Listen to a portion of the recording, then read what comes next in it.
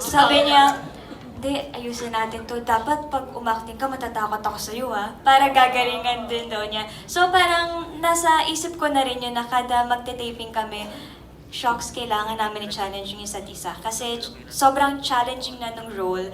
And syempre kaakibat naman po nun, tutulungan kami ng directors namin. Pero kami as actors, dapat meron kaming responsibility na ayusin din, na tulungan din yung sarili namin. So it's more of that po.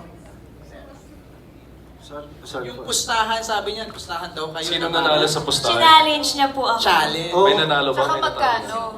Hindi, sa amin po kasi, parang bilang kami rin po yung on-screen partner, sa amin nag-work yung healthy competition. Kumbaga nagre-react kami sa bawat, sa isa't isa. Nakakatulong po yun na minsan pinag-uusapan na namin yung mga ibang eksena, ibang scenes. Tapos, minsan kagulatan, may point din na kagulatan pag nag-on the set na, pag nag-roll na yung camera, pag nag-action na, minsan kagulatan sa bawat linya, bawat emosyon. So, yun po yung para sa amin na pinaka-healthy na nagagawa at pundasyon namin. Of course, kay Direk FM, alam ni Direk FM yan. Yung mga sinasabi ko sa kanya, napaka-open ko, mga weakness ko, sinasabi ko talaga kay Direk na, Direk, ito ako, ito. Ganyan. Totoo, inaral.